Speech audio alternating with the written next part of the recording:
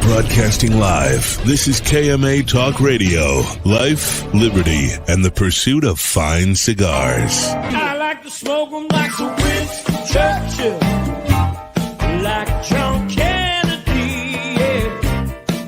Remember Coach Red Auerbach, smoked up for victory, yeah. Well, you can take my wife, you can take my car, but you can't take my big cigar. My cigar. Good morning, all our libertarians and lovers of the leaf. I am your host, Honest Abe. We are broadcasting KMA episode number 46. Here with my trusty crew this morning, the Italian Scallion, Paul DeGracco. Good morning. Hey.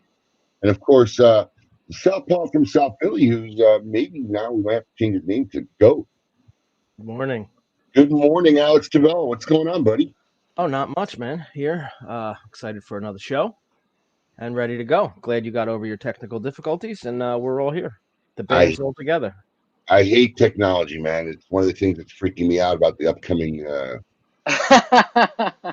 smoke, man. There's always just something looking like it wants to go wrong all the time. So it's good to finally get it going, be on, and get the Saturday morning started. Is anybody chilly or is it just me? No, weird. Yeah, I'm loving it. I'm loving it. I don't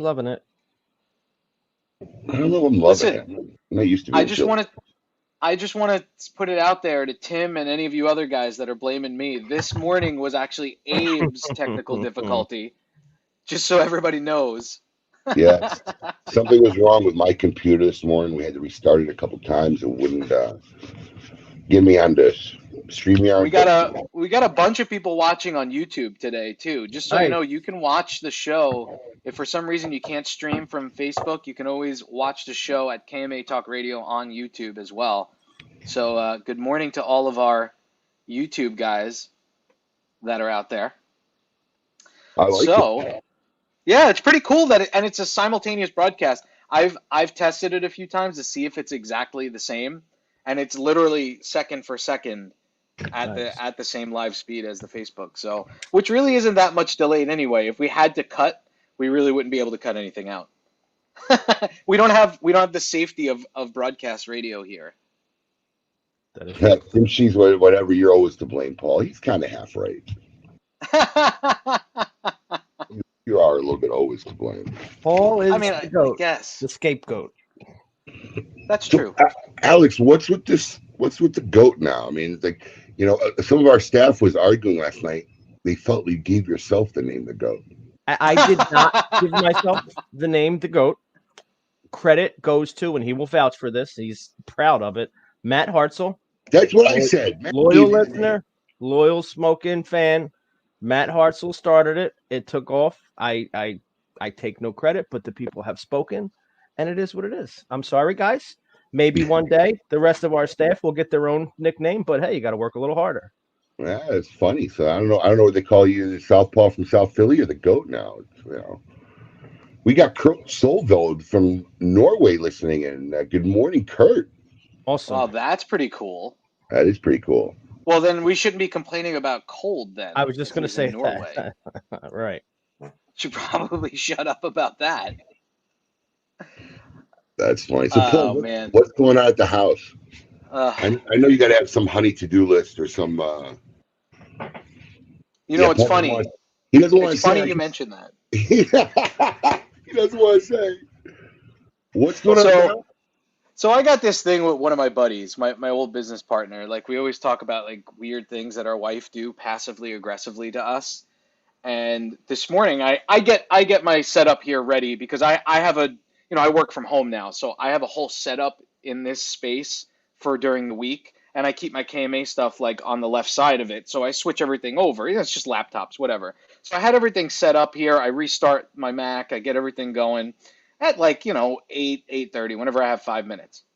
And I guess my wife, I was very gracious last night. I stayed up to take the wash out of the washing machine and put it in the dryer for her.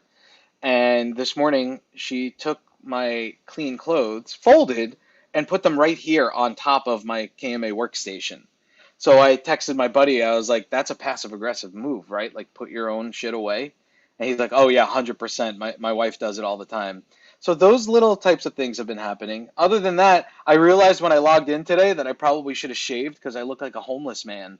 But I don't do, none of my clients even do like Zooms really anymore. We all just, either chat on the phone or Skype or whatever, like I don't see human beings anymore. It's very strange. Do you think you're other than my parents? Do you think you're going back to an office ever? Never. No, I know we're not. We're never going back to an office. We're getting rid of the office space. So that's why we're desperately trying to find a bigger house so I can have like an actual office and not be stuck in this in my bedroom here. So how big was the office that you had? Well, we at one time when I first started there, we had 34 employees. Oh, now, wow. now we have 15, and we got rid of one of the suites that we had. We had two big suites. I mean, it's got to be at least 2,000 square feet. Maybe a little bit bigger, the office. I just feel like decided screw it, everybody can work from home. Yeah, we're all working from home except for the accounting department and the owner. The owner refuses to leave the office. He wants to be in the office every day. He's smart because I believe that office people work at tops, 50% capacity when working from home. We're just not geared. Office people are not geared to work from home unless you're like an IT guy or like a coder or one of those web guys that like can and does work from home. Office people are not geared to work from home. Well, I can prove you wrong. Because our year-over-year numbers, we had a 30% increase in revenue. That doesn't prove them wrong. I love when people start calling out statistics that just like that could be just because of the year. Everybody went to social media and emailing and online ordering. That could have been the cause for the increase, and that has nothing to do with productivity. I totally agree with Alex. I'm not saying we're more productive. I'm not more productive. I work like half the amount. That's the point. I mean, I think it takes a certain discipline, a certain type of person that could work at home like they would at work. And I think that's a very small percentage of the population. I think it's just normal to be distracted, to do what you want to do, especially if you got kids, forget about it. I am not that kind of person. I used to work from home before when I owned my own business and when I was an actor, and I never got anything done. I think if I put on pants, once a week, it was a lot. Yeah, it's very hard to have that same focus and productivity level at home, and the slow. No, yeah, I agree. I agree. We got one person working at home, and I totally feel his productivity level is probably 30-40% less than what it would be when he'd been here working for the last 4 years in the building. Well, I mean, it's crazy times. If people have to, there's certain situations where people have to work from home. I mean, it is. Yeah, I mean, it is what it is now. Yeah. So, but it's hard. It's hard working from home. I don't really have anybody to answer to, but I was working at home for a while, and it took me. I couldn't get to stuff because kids were running around. Kids wanted to do this. Right. Somebody yelling, screaming. I'm getting up and seeing who's crying and why they're crying, and you have a much bigger house than I do, so I can't imagine. And it's funny because one of my clients, he has a big like 6,000 square foot house in New Jersey, and I was talking to him the other day, and I was like, dude, once I get a bigger house, it'll be easier for me to just like go into a corner. He goes, what are you, crazy? He goes, I have 5 kids. We live in a 6,000 square foot, what for all intents and purposes, it's a mansion. He goes, those sons of bitches come in here all day long. He said they pick the lock to get in here. Yeah. Yeah. He's like, it's not going to change anything for you. So We'll see. We'll see. Yeah, I mean, for maybe us- I'll just start setting up in Boynton Beach and just work from there. Yeah, we'll find you a closet or something. Yeah. But that's the thing for us. A lot of what we do is just like, hey, here, look, take a look at this. What do you think? Oh, switch this, turn that around. Let's do this. Change that color. Boom, and it all happens in real time rather than having to email this over, wait for a response. It just kind of things that like happen, boom, boom, boom, kind of take longer when it's No, but there's emailing systems for that. A lot of companies use Teams. Right. That is like an ongoing chat, and you can have ongoing audio. I know a guy up in New York, a friend of mine. They work for a brokerage firm, and they have a link to their entire team all day. So it's not like he can get up and like do crap all day and not work. He has to be available to them. He's got his headphone in all day long talking to everybody. So, and I know guys that do video links all day too. In the corner of your screen, you just have they're watching you work all day, and you're you can't see what's on the screen. They're home watching porn. You tried that. All you see is them doing this. Ready? Right. You were doing porn at home. You don't know. And then I'd print a picture of me and like put it like here so that it looks like I'm at my desk. That's funny. I don't have a picture of me. I couldn't put it up here, but I have a bunch of knickknacks and toys on my desk, but that's about it. Here, you could put this guy. You would think this was me. Absolutely. It's close. Just Close. Just sit there all day. He's got one left eye. You got the same amount of hair. Yes, he does. One of our So- KMA wants to know if you were an actor, Paul. What kind Oh, of they're acting? asking if I was an actor? You see, you must have mentioned I was an actor. They want to know what kind of acting did you do, Paul? I did everything. I did everything from industrials to like a lot of training videos for big corporations. I'm in the Gap training video. If you ever work at the Gap, I'm in the Tiffany and Company training video before I ever worked there. Hold on. You're not still in the Gap training video. I may be. Yeah, they keep them for a long time. It's fun to watch the video. I'm not still in it then. I'll tell you what. I was in the Tiffany and Company video before I Training worked there, video. and when I worked there, training video. I watched the training video for terrorist attacks. They have literally a special terrorist attacks training video, and I saw myself in it. And I was like, "Oh, that's me 10 years ago." But then I also did. A training also video did- for terrorist attacks. Yeah. That's Wow. New York, man. A lot of money. in So there. I did a lot of small TV things. I did Chappelle's show twice, but it never aired. What else did I do? That I did an off-Broadway show for 7 years is my kind of claim to fame. It was an improv off-Broadway show. So I've done improv for most of my career, corporate training and stuff like that, but did a lot of off-Broadway stuff. So nothing huge on TV. Nothing that you would know me from. A lot of featured Anything extra we work. can find is the question. I have a whole reel that I would probably share with you for the right price. There's videos of me as an elf, a Keebler elf, getting caught stealing. Dude, come on. You Yeah. gotta cough up that video. Come on, Paul. I don't know if I have the full video of that. I think I have clips of it. That's So fine. I'll You in look. an elf suit, you gotta cough up that video. You Just be gotta dressed as the lion from the Cowardly Lion from That is Wizard of Oz. I did a perfect role. local commercial. Yeah. Coop wants to know if you did the Muppet Show. No, Coop, I never did the Muppet Show, but I have been called a Muppet many times. Listen, enough about me. We have an awesome guest on today. Stellar guest. Friend of the show for many, many years. We were just talking to him about some of his products.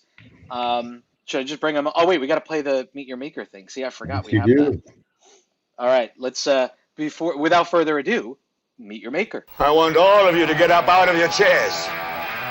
I want you to get up right now and go to the window, open it, and stick your head out and yell. It's time to meet your maker.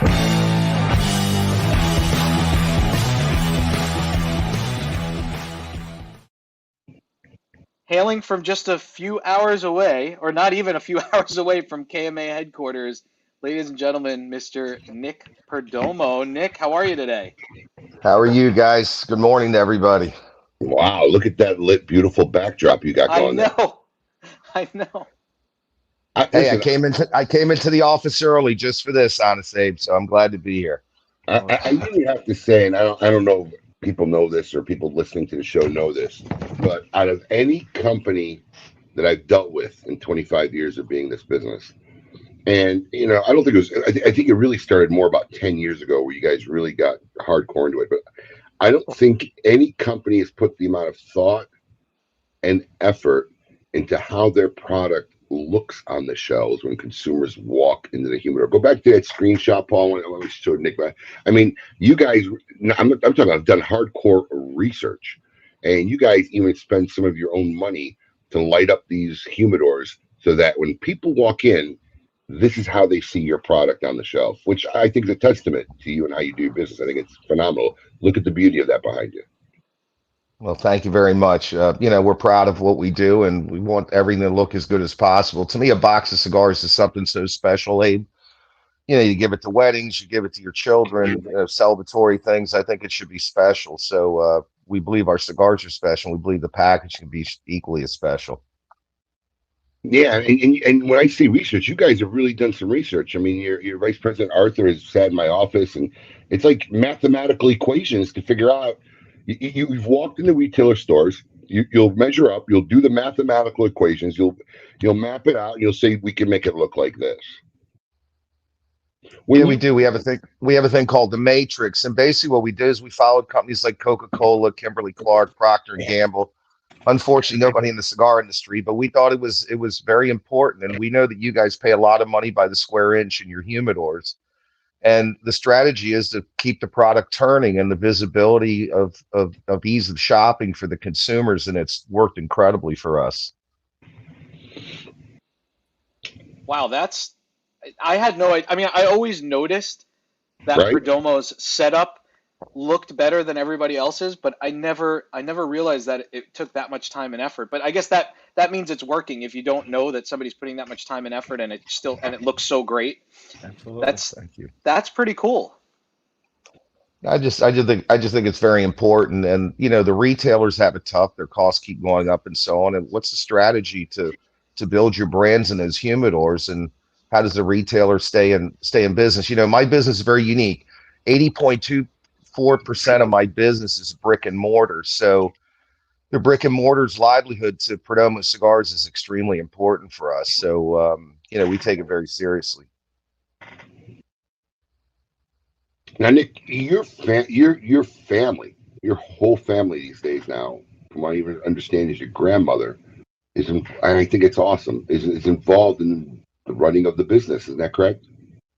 Well, now my mother's 85, and she comes into work every day. Janine, my wife, you guys know her well. My brother, really, it's a whole family affair. It's either I'm crazy or I'm smart, but I work with a lot of family. I think that's awesome. Now, you don't really make your mom do work, do you, Nick? No, it's my mom wants to do work, Abe. She was a great example for me, like your dad was to you. I always saw my parents work so hard, and a lot like you and I have kind of a similar story. I mean, we live in the greatest country in the world. How can we fail if we work hard at it? And as you built your great business, I worked really hard. I started out of a garage, but I had such a great example because of my mother and my father and seeing how hard they worked. And it was a great example for me. I think most people know the story. When you say I started out of my garage, you're not kidding. You were rolling out of your garage. And, I remember when the brand was just coming up and you had all the box press cigars. I mean, did you ever, and I get asked this question all the time, and I'll see if your response is the same. When you were just making your box press cigars and just putting them out, and did you ever think that this is where the company would get to?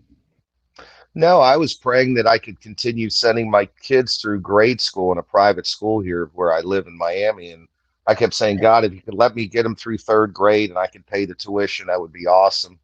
And my wife and I would pray and say, God, we hope we can pay that they can go through fourth grade. Then we said, we hope they can go through junior high school and then high school. And Then now you're looking at their college. Right? Yeah. I mean, look, I have the same answer. I said, I don't know if I really thought that far. We're so ingrained in the moment of what we're trying to do in the moment that we're not thinking about where this is going to go 5 or 10 years from now. I mean, it's just, I think it's just a natural evolution. And I think when you work hard, like you say, and you do things right, things just evolve and they happen right for you. No, So you're spot on. I notice you and the missus traveling a lot. You guys seem to be the epitome of a couple still in love, and you travel and you're having a great time, which I think is awesome because, especially from the old world mentality, like, my family, I'm sure your family have, they just didn't know how to enjoy themselves. It took a long time for my father to just chill and say, all right, I don't have to work to the day I die. Let me try to enjoy myself and get out and see the world. And honestly, it took my father honestly, I mean, I don't know if he even realized it or not, but it took him a little scare. He had a tumor in a kidney one year, and they had to take him out. I think it freaked him out a little bit. And whether he knows it or not, I noticed that his attitude on life kind of just like flip-flopped after that, You getting to the point where you're ready to turn over more of the helm to Nick the Third? Well, I've been turning over the helm to Arthur and Nicholas and Ralph a little bit more and more and more. They keep saying I'm getting older and older, but I still love it. I travel more than ever, visiting retailers and so on. But I think it's only about 25 years of marriage where my wife said, you worked 17 straight years without taking a day off. It's nothing different than what you did and a lot of other business people did. But I was blessed that my wife supported me. But she said, it's about time we start taking vacation. I said, well, I live in Miami Beach. I'm on vacation every day, right? And she said, no, I mean real vacation. We need to start going out. And I said, well, I'll take you to some retail stores. And she was like, no, I'm not talking about that. I love doing that too, but we need to go see Italy and see some of the world and so on. And we started doing some vacations. I'm not the greatest at it because I really love what I do, just like you do. And even when I'm on vacation, a lot of times I miss it. And I'm blessed, when you start something like you did from something small, you're much more appreciative. And that was one of the things that I wanted to build with Nicholas, my son, was not only tell him about the sweat equity and how hard I work, but also to be appreciative of our retailers and consumers. And I think he's done a great job at that. And, Arthur's the vice president of the company. He's the one who moves next into the slot for me, but maybe I'll be the chairman of board, but I still got a ways to go, Abe. I'm still fairly young, and I really love the industry. I love seeing our consumers. My competitors will say, how do you do all those events? And I'm like, how can you fail when you got this attitude from your competition? Nobody comes up to me and says, I'm hating life. I need a box of cigars. Everybody's happy to see you. So right. You got to pinch yourself. You're blessed, It is fortunate that we love what we do and the people we interact with every day. I mean, we had a great evening last night. We were here late, and we actually had a couple who found us during COVID. So it's not even like they have been like patrons for like 10 years or more. They found us during COVID and become such avid fans. They're from Alaska, and they had a vacation planned in New Orleans. So they had been in New Orleans all week. They left New Orleans in the middle of their vacation. They still have the hotel room there because they got to go back. They even check out. They drove 14 hours to be here last night and today, and are heading back tomorrow just because they wanted to come see Smoke Inn. Which, how do you not love what you do when you have people like that? I mean, and people who appreciate what we do for them. I mean, it's the best thing I love about being in this industry. Yeah, it's simply awesome.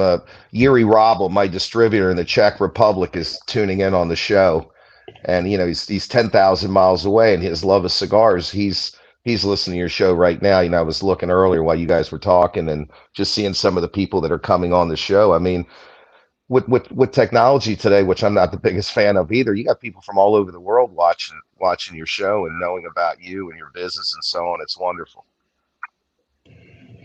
You mentioned the Czech Republic, and I think a lot of people in the States don't realize this, and whatever. But many of the manufacturers today do have a presence in Europe and overseas. And how much of the Perdomo business is overseas? It's about 19%, but if you can envision 10 years ago, it was zero. So it's really grown exponentially.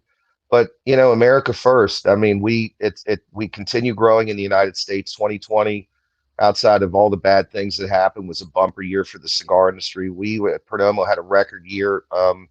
A lot of guys are cutting, going through Zoom. Some companies are even cutting salesmen. We're adding, we're reducing territories. We've added 5 new salesmen in the last year. We're actually here working today. We just brought in a new gentleman to work to Kansas City.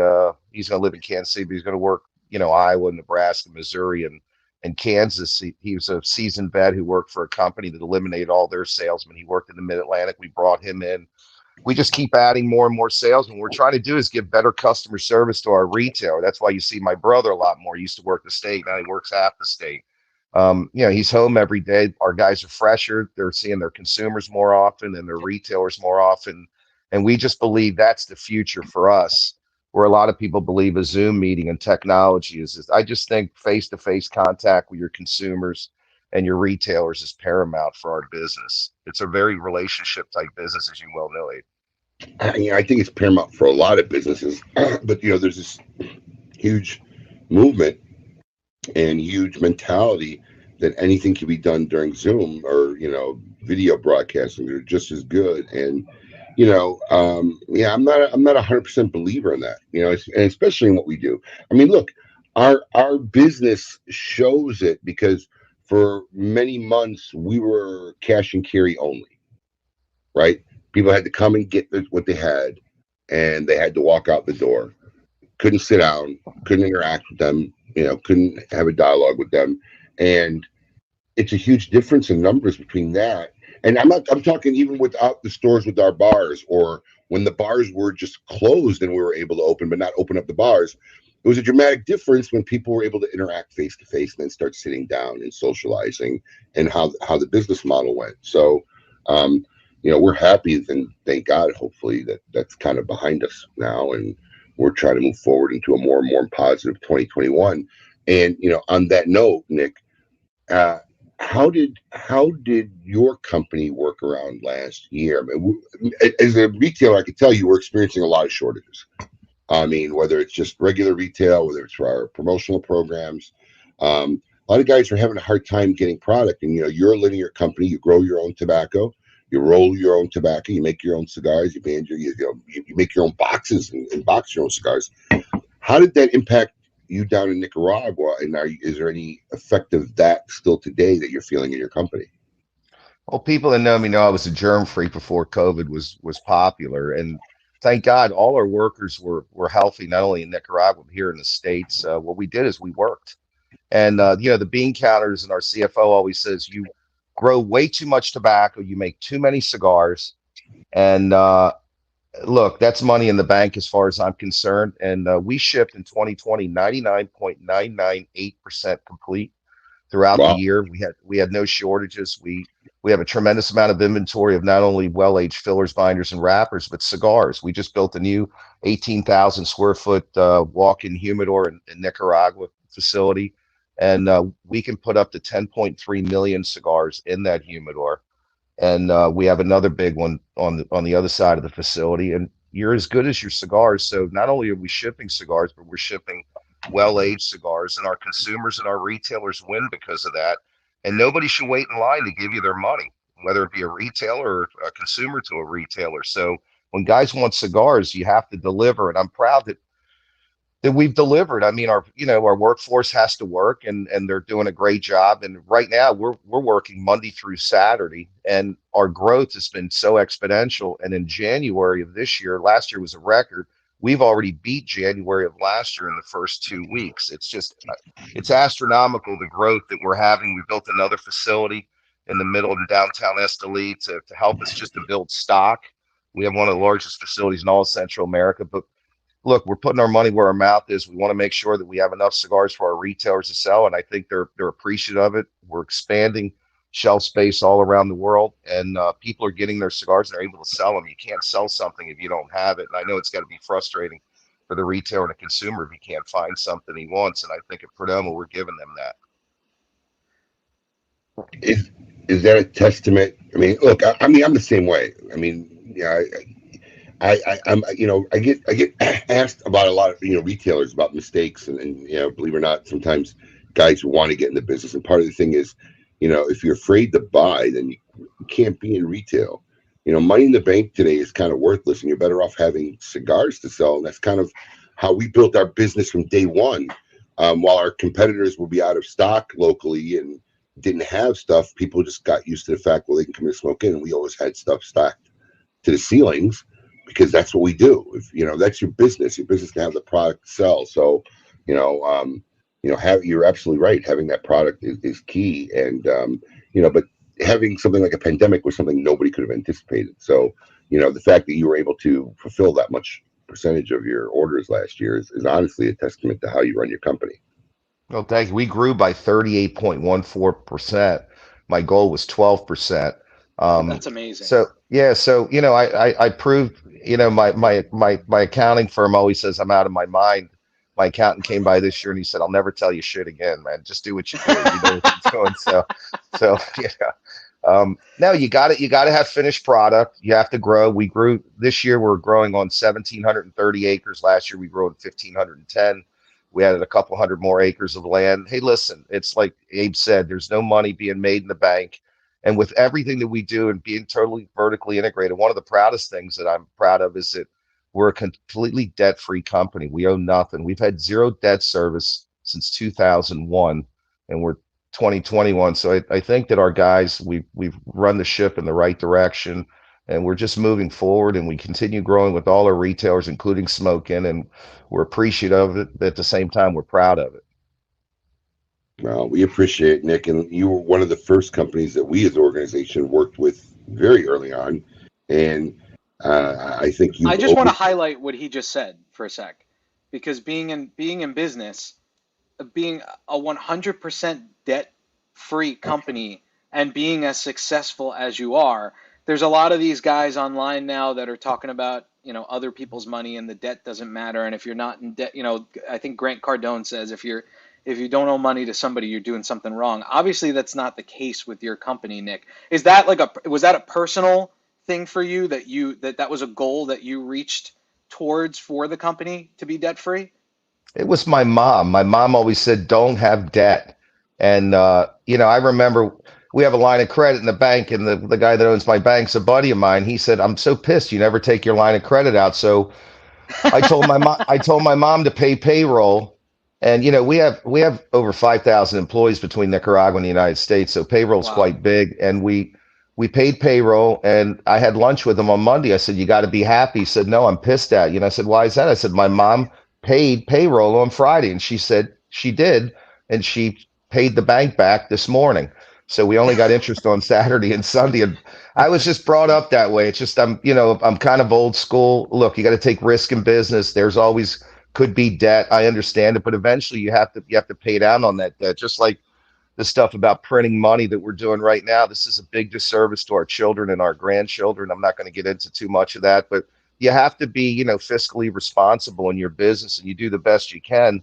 But I think it's paramount. I think that's one of the most important things about our business. We have so much, but we pay for it. And we're lucky too. Our retailers pay us. We have over 3,000 accounts. We sell a lot of cigars this year. We had a bad debt of $1,231. It was from one single retailer in our home state who just closed up one night in Fort Lauderdale and vanished in thin air. So I think that's pretty great too. Our partners are excellent, including Smoke Inn. You guys are one of our biggest customers in the country. Never have a problem with anything, and you guys do have backstock, and anybody that goes into your stores can purchase something. Keith Meyer, who used to own Cigars International, said, "You know why the catalogs keep getting bigger?" I said, "Is it discounting?" He said, "No, we have everything." Guys come into a store, they want to buy a box of Churchills. The guy's got 4 in a box with no backstock. They just go on their phones. They hit us, and then they become customers for us for life. And the retailer is our best friend. So when you have a retail shop like Smoke Inn and a lot of the great ones around the country that carry inventory where you can purchase your cigars and always know they're going to have them in stock, that's huge for the consumer. It really is. Inventory's always been our problem. We've always been fighting it, and for years we've run our company by the inventory that we've had in our linear square footage of our humidors, which, our humidors are bigger than average and they're nice size and we fill them up good, but it's still not enough. And, making the move last year of getting a warehouse for us is exciting, but the process has been killer. I mean, we're still they still haven't. We signed a lease. I think it was October. I think October we signed a lease last year. Beginning of October, even maybe late September, early October. Nick, they haven't delivered the building to us yet. It's Wow. typical. I just moved to a new apartment, and we had it built out. I was supposed to move in January. I moved in last week.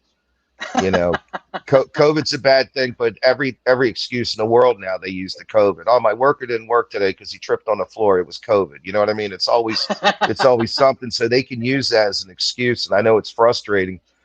How long you have to wait? You got to come down to our warehouse if you get a chance down here in Miami. We could show you some different rack systems and stuff that might work out good for you for your warehouse in the future. We're within the 30-day window, from what I understand. I was yelling and screaming yesterday. We're in the 30-day window of starting construction, but I'm going to take you up on that, Nick, because I might need your help on figuring how to configure and maybe even having some guys set up the warehouse rack. Yeah, and then there's all different types of movable things that you can move in depending on the square footage and space of your warehouse, and it can make you a lot more efficient by doing it and quicker. Yeah, I will take you guys up on that. When I first moved here, it's really funny, and Nick will tell you, when I first moved here and started business, I think I was in Miami once a month. I typically made a trek to Miami where I would stop and I would see guys like Nick and the Perdomo family, and my mentor Sal Fontana would be down there, whatever. And it's like now it's like years between trips. So I'm overdue for a trip to come down there and see a lot of your guys. Years? You're like an hour away. I guess early in my career, I had to go down to Miami to see people because nobody knew who we were. True. You get fortunate enough to the position where now they're happy to drive up and see you. Listen, I joke about it, but it's a true story. It's like when I used to go to the trade show. I'd gone to the trade show for years, right? 3, 4 years, 5 years maybe. And then I got my first dinner invite from Ashton.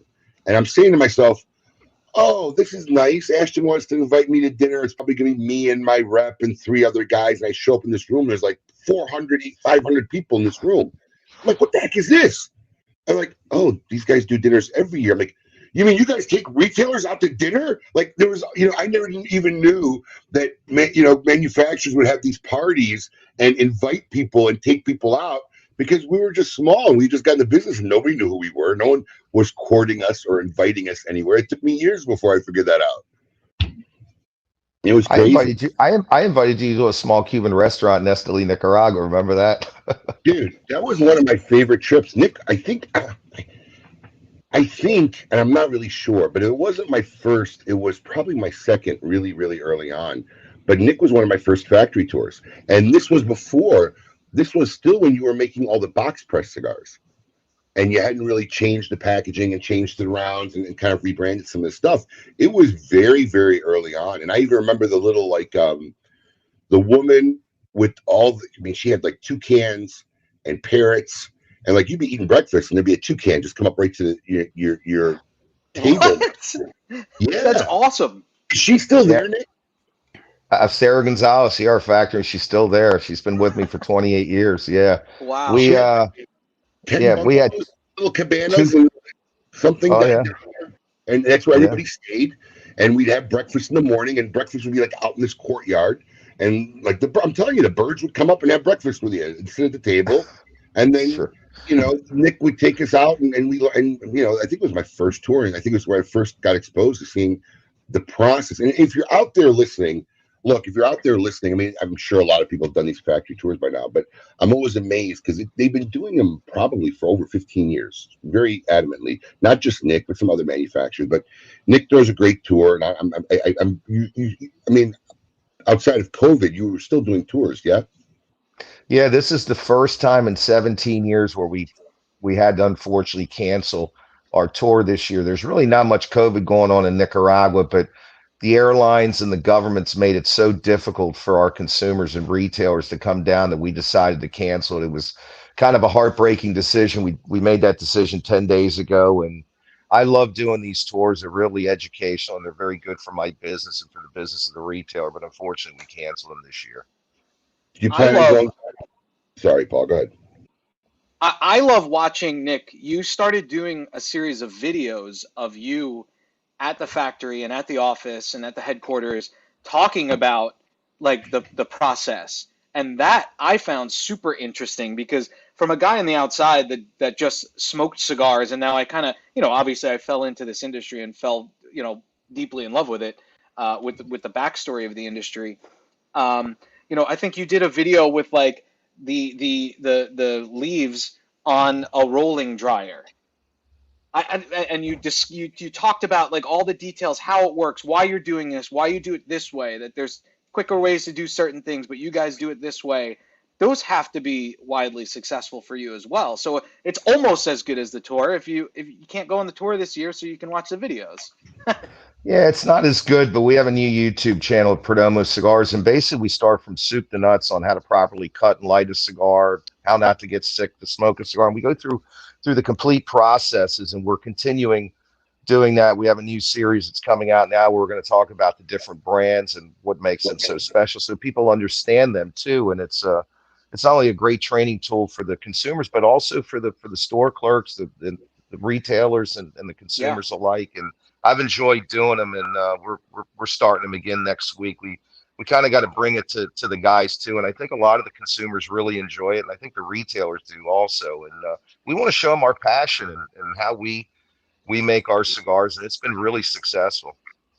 I think one of the things I was getting to is, if like for those consumers who really haven't found a way to, or haven't gotten themselves down there, it's really amazing and eye-opening to really see what the process is and how long the process is to make one cigar, whether it be from the seedling in the greenhouse to taking it out, to putting it in the ground, to watching it grow, to everything, especially with a guy like Nick who has his own box factory too, and the making of the box.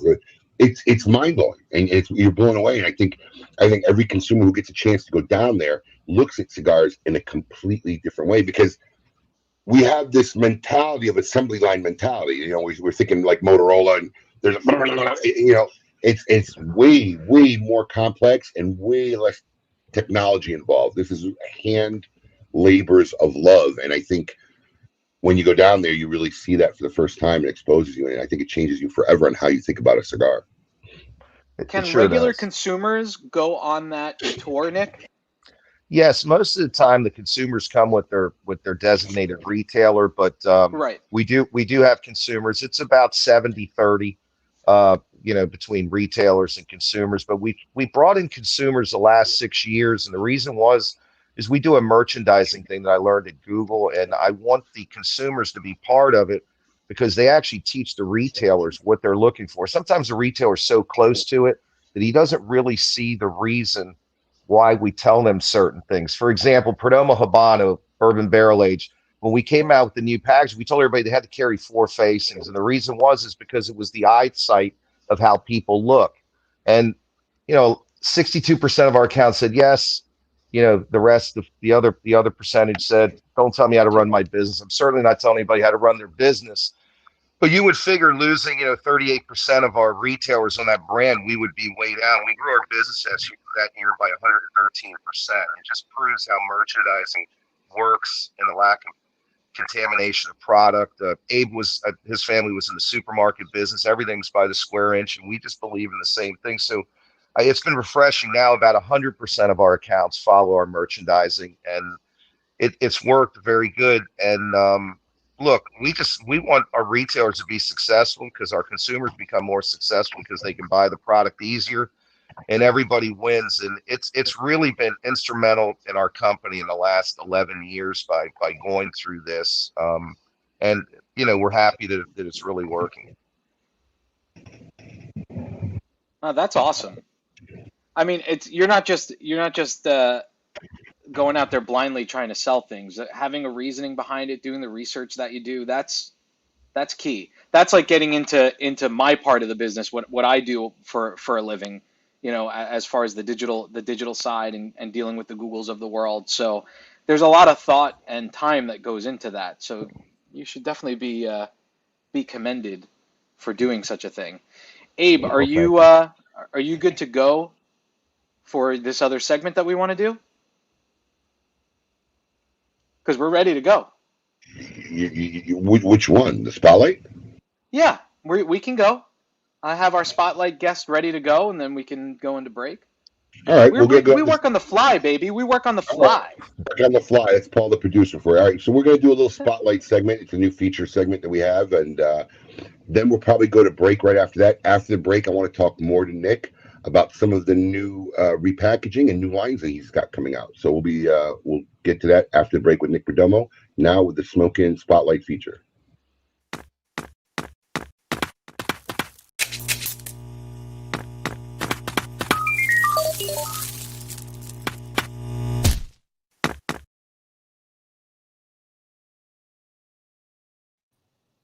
So we are joined now by our good friend, Alec from Alec and Bradley, or Alec Bradley Cigars, and the Alec and Bradley line, correct? Did I say that right? Yeah, absolutely. Good morning, boys. How you guys doing? Morning.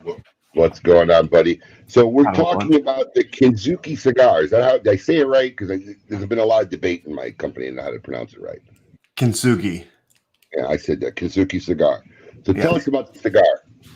What do you want to know? Wrapper, binder, filler, Sure. Everything? Okay, so we are making it at the Rice's Cubanas factory in Honduras. Has a Honduran Trojes wrapper, Honduran Nicaraguan binder, and Honduran Nicaraguan fillers. And where did the name inspire from? What is Kinzuki? So Kinzuki is this ancient Japanese art form where you take broken pottery and you put it back together with gold lacquer. And it's about beauty in the imperfections and making something stronger than it once was. And we kind of felt that with the industry being kind of fractured right now, or definitely it was more so before COVID with, people leaving our trade show, all that stuff, that this was kind of representative of what we wanted to see happen, is the industry come back together in a stronger way.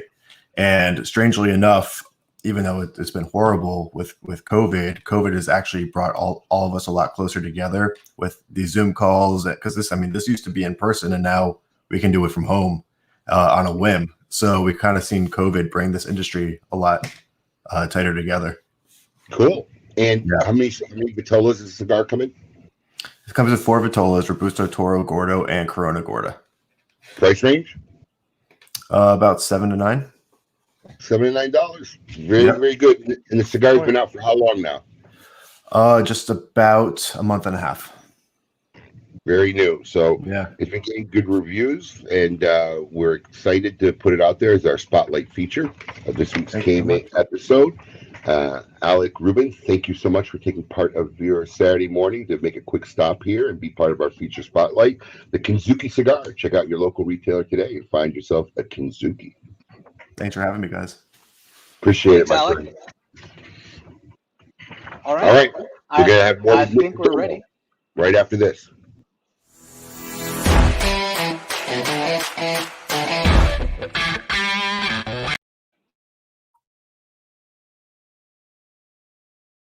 Hola a todos, mi nombre es Elmer Suárez, de La Flor de Copán, en Honduras.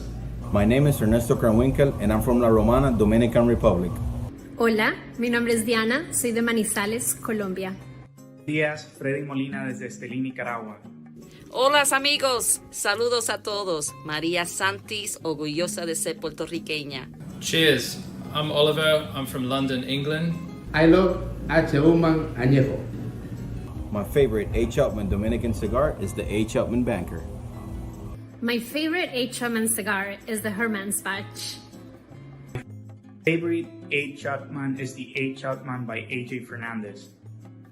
Mi cigarro favorito es H. Upman Española. I highly recommend you try the H. Upman 175th anniversary, awarded number 10 cigar of 2019. One world together with H. Upman. Surgeon General warning: cigars are not a safe alternative to cigarettes.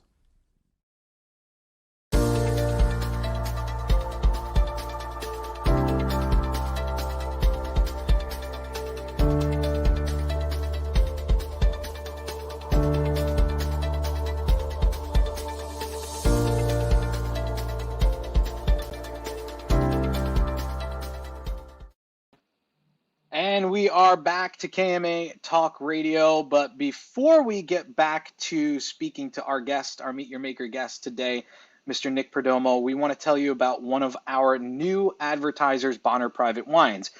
You ever go out to a barbecue joint, the next day you're still like digesting all that meat? You know that feeling. Here's a tip for that.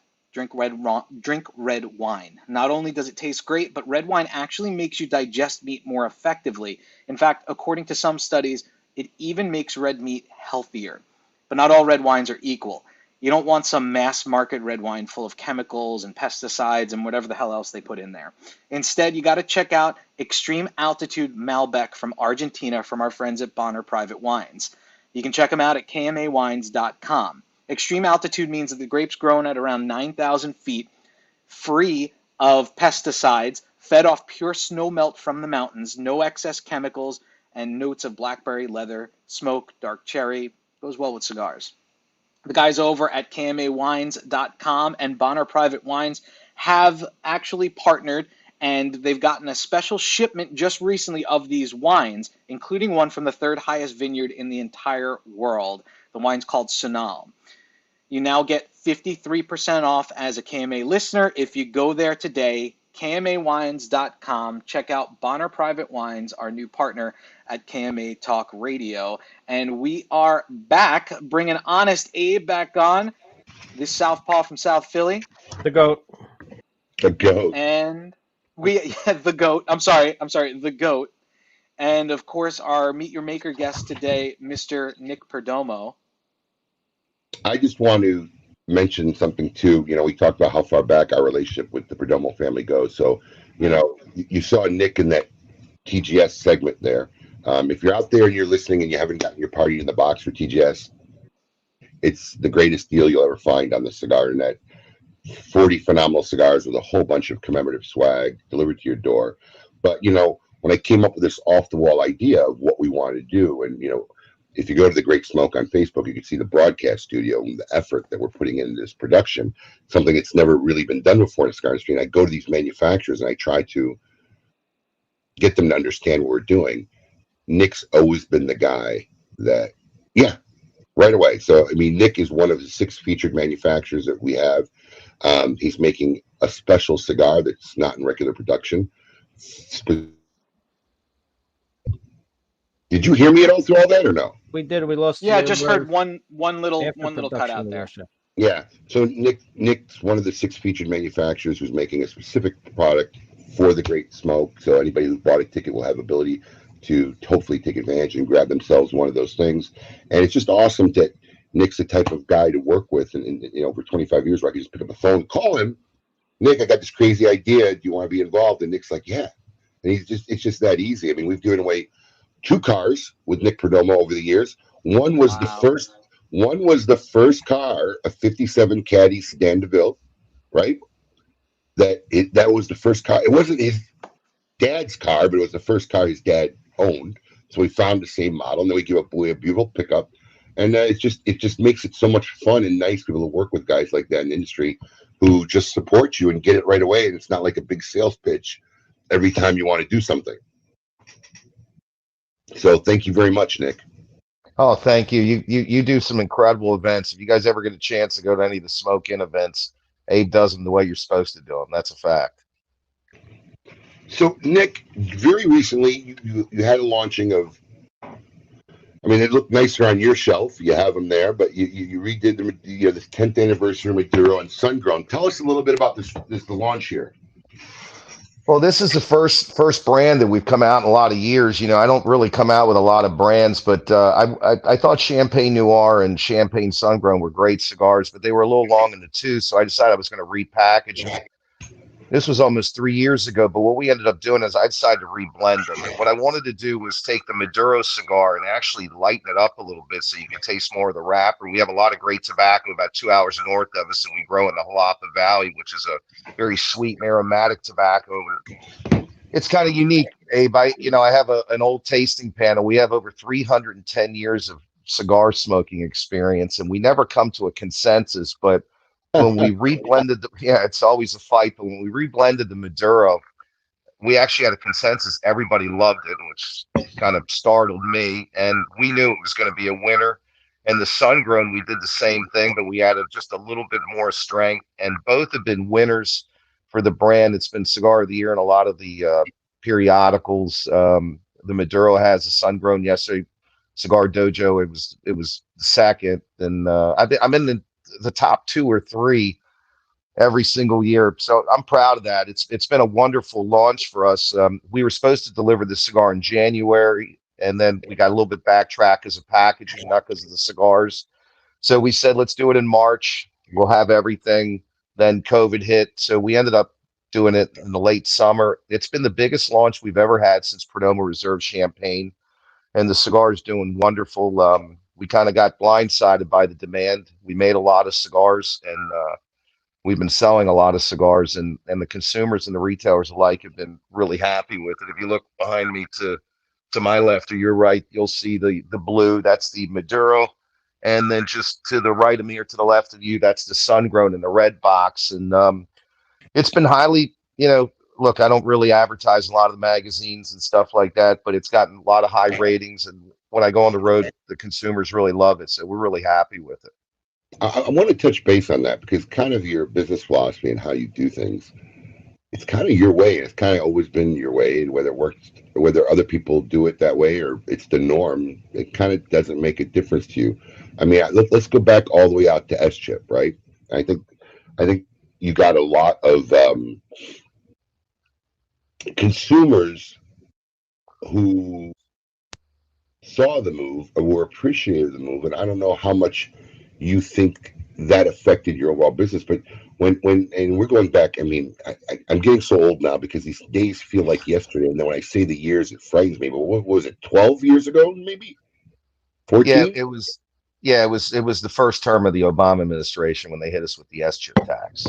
Right, and every manufacturer basically increased their cost on cigars, which, on the manufacturer level, by the time it hits retail level, it was almost $1 increase, probably retail across the board on cigar brands. And I can't know if I can say this accurately. You may know better than me, but I think you were the only company that didn't raise your prices during S-chip. You're accurate. That's true. Yes. And you made shirts. And you made shirts. It was you put it out there, and you made shirts, and that was a bold move for you at the time, because that meant that year, literally, you took a hit. Yeah, we took a big hit. We had to grow our business by 21% just to break even. And not only did we absorb the S-chip tax, we took our most popular brands like Perdomo Reserve Champagne, Habano, and Lot 23, and we actually dropped the prices by 13% on top of it. And the bean counter said, "You're out of your mind." And we ended up growing our business that year by 47.6%. I think our consumers really appreciated it. Our retailers certainly did too. Times were tough during that time too. And then to have this massive price increase certainly didn't help. And I just told our people, look, market share is more important than even gross margin right now, because we need to help our consumers and we need to help our retailers who are going to be struggling with these price increases and being competitive against catalogs and so on. So we did it. It worked fantastic. I didn't like losing margin, but we knew it was the right thing to do, and we grew, and it was good. And like I had said earlier, because we have the product, we didn't have to really worry about it, and we continued working during that time. We didn't rush even before the S-chip, because we always had a lot of stock of finished cigars, and it was really a win-win thing for me. And it was a win-win for the consumer and the retailer. And if I had to do it all over again, I'd still do it. And now we're 12 years later, we still absorb the S-chip tax at 100%. And our Perdomo Reserve Champagne prices are equivalent to what they were in 2013. And we're in 2021 now. So I think the company has done the right thing in 29 years. And you've been in business for 25. Abe, you know that the last 25 years, you normally get 25 price increases. We've only increased our prices 12 times in 29 years, even during the boom where people were given quarterly price increases. My dad always said it's better to make a quick nickel and a slow dime, and your consumers will appreciate it, and small margins guarantee you're going to be in business. And I've always believed in that. And I think that's why a lot of people really not only enjoy our products, but enjoy our business philosophy, because it really helps everyone. I gotta say that was at the time that was really an unbelievable and a bold move, and I believe it amazed. I think it brought you to the attention, because if you're a cigar guy out there and you're buying cigars, all of a sudden your box price just went up $25. You know, and you know, I remember when S-chip happened, we all kind of got blindsided in the industry because we all thought it was a typo at first. We all thought that it was a 10-cent increase, and then we didn't believe it was up to $10. And everybody kind of the last 9th hour, 10th hour, just running around trying to figure out how to fight this. And consumers really didn't see it coming. And then all of a sudden it happened. And, you know, I think you got a lot of attention for consumers who said, what do you mean this guy didn't raise his prices? And then I think you got a lot of people try your brand for the first time and found out, you know, the quality of the cigars that your company has been making. So I think it worked phenomenally for you. You know, another thing, which you are kind of, you know, beat your own drum to, is unless things have changed, you mentioned earlier, you really don't advertise much in magazines, one of them being the biggest one. So I think this time of year is like when everybody's wondering where they're going to be at, you're not even paying attention. And then that's something that really is like, you know, people will tell you, oh, you can't get anywhere in this industry without advertising in certain magazines. And you seem to have built one of the most incredible companies without advertising in magazines. How do you explain that? Well, we beat the shoe leather. We go directly to our consumers. They're the best raters in the industry. I don't need 4 or 5 guys in a cigar magazine tell me what a cigar tastes like. Our consumers will tell us, and our retailers will tell us whether they enjoy the cigars or not. And I think the face-to-face that we have consistently with our consumer base and our retailer base is what's built our brands. I have nothing against the magazines, but look, you're not journalistically responsible if you don't mention us. We're one of the largest cigar manufacturers in the world. I have respect for all of them. I just think my cigar of the year is when I walk into a store and Jimmy says, I love this cigar. Well, to him, that's the cigar of the year for him. And that's, to me, that's the most important thing. It just, you know, I just like to go directly to the consumer and the retailer. The retailer is the one who really pushes and promotes the product and has built my business. And the consumer trusts the retailer more than any magazine or any periodical. And smoking's subjective. You know, I was in Chicago last year. I was at the Erie. I don't know if you know where that is, Abe, but that's a steakhouse where they actually have their own cattle and they're famous for their bone-in ribeyes.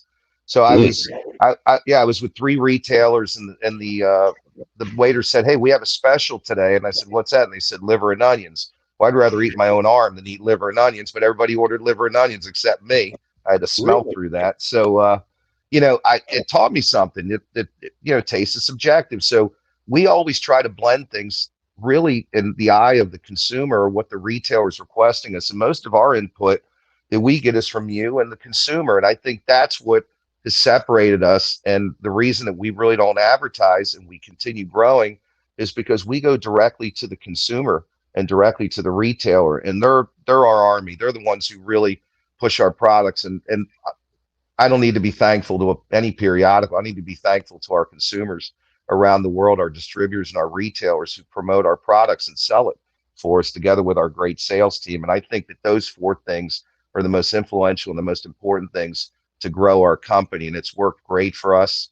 We've been able to use those monies to invest together with our retailers and consumers, whether it be events or promotional things or just growing more and more great tobacco and trying to produce the best product. My dad always said quality brings quantity. And I think that has been our secret of the quality of our products. You know, we draw test, 73,000 cigars a day. We can draw test up to 19 cigars per second. It's a lot of technology. We've invested a lot of money in the quality issues that we think is paramount to make our cigars great. And we've tried to keep our prices really sharp. And I think it's been a big gain for us and a big gain for our retailers. That's really our secret. Yeah, I got to say, I'm really impressed. Even when Nick gives a number or a statistic, he gives it down to the decimal point, and it just goes to show, how he, he's not just a name on a brand that's aloof of what his company, and it translates through the whole, the attention to detail in the health of the company down to the decimal point, the attention to detail in the box and the display and the way the cigar looks. It just is a testament to, why you rise above, and, kudos to you, man. Thank you, man. You guys are the ones who are important. I was just in a retail store in Texas, and the owner said, "You never come to me. You always go to the clerks and the managers." And I said, "Well, with all due respect, I respect you. You write the checks, but you're never in the store, and you're never, ever in the store. And those are the guys who push my product. So it's important to me." I was just up in New Hampshire last year, and I was working, from Monday to Saturday. And a Tuesday night, I didn't have anything to do. So I decided to call my sales rep and invite retailers from different areas to come and have dinner with me. And it wasn't about shop talk or anything like that. I just wanted to thank them all for all the years of them selling our products. And I think it was influential. We ended up going back to a retail store that night, smoking cigars. And of course, it always goes back to shop. We did a big Q&A between the retailers and the store clerks together with me and my salesman. And I just find it so important. To me, the most important aspect, of course, is the retailer and the consumer. I mean, you guys are the ones who put food on our table. It's not running an ad and something like that. And when we do run ads, we run them in things that we really believe in. So, we advertise with Smoke. We advertise on KMA because you go directly to the consumer. It's just honest advertising, and that's what I like. So, in the digital world, I think stuff like you guys do and some of the other guys do, I think that's where we're getting our most bang for our buck.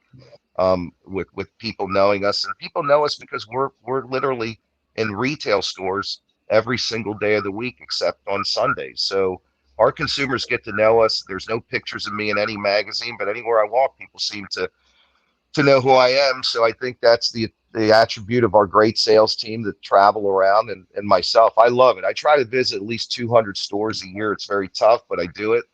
This year, my travel, of course, was cut back, but I still went out and visited I think I visited 131 stores this year and worked through it. So it worked out great. All our events have been fantastic. People are looking to go out and they're looking to mix it up and buy cigars. I mean, you can't fit a crouton in some of these stores, and it's worked out great for us. Yeah, just going back to what you were talking about, inventory. Obviously, we have a standard of inventory in our stores, but Perdomo was one of those brands in particular. Back when I was still doing store orders, I would do my orders with customers in mind. Dave's going to come get his 2 boxes this week. John's going to come get his box of Perdomo. Tom's going to come get his 2 boxes. And it's one of those brands where, guys were going to come and get their boxes of Perdomo, make sure I have them for these guys. Well, we're glad we can deliver them. We normally, if you place an order on a Tuesday, no matter what the size of the order is in the state of Florida, you get it on Wednesday, and you need your cigars. That's why you ask for them and you request them, and we have to give them out to you as quick as possible. And we have the inventory to do it. I think what you've done, Nick, is kind of how we've been successful too. Because when I say you don't advertise in magazines, I don't want to give the impression that you guys don't spend money on advertising. You do. I think you just found a way that you felt it benefits you better, right? And that you're still spending that money, but in ways that would benefit your company better, that you feel you connect with your consumer base better.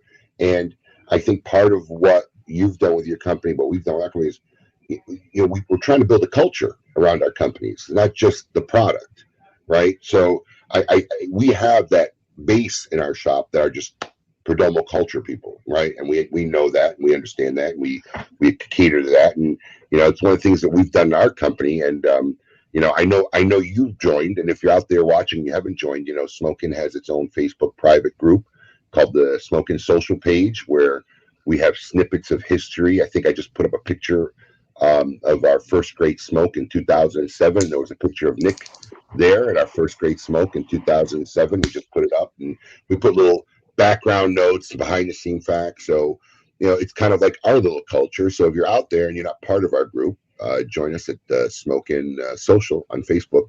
It's a different kind of group. It's more of a community, which I think is a testament to what you've done with your company and building a community of Perdomo fans across the world.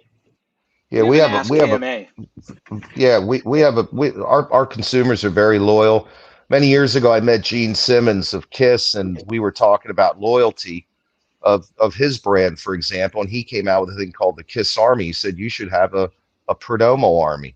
I said, yeah, we just have a very loyal clientele. And we came out with this Perdomo Army about 5 years ago, and we have shirts, ball caps, hoodies, all kinds of stuff. And a competitor of mine did a study, a big company, and said that Perdomo was the most, when they were asking, what brands do you smoke? People were given all kinds of different brands, and they said, what's the brand you're most loyal to? And I think we came out almost 73%. People said, if I have to go back to something, it's Perdomo. And I think that we're liked, and more importantly, we're respected for our brands, and we're just so appreciative of our retailers and consumers for that. And we really do. We just have a very loyal following, just like you guys do, and it's special.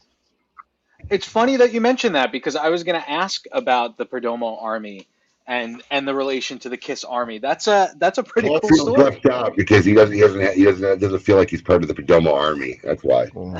I can get in the Perdomo Army. I told Nick I have a champagne I had 2 of them here, and I gave one to my dad this past week when they were here, because they watched the kids for a couple days because they're back in Florida.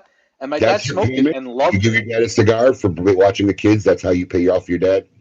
Well, I'm supposed to pay him. His whole life his dream was to become a grandfather. So I made that dream happen for him. Look, that's special.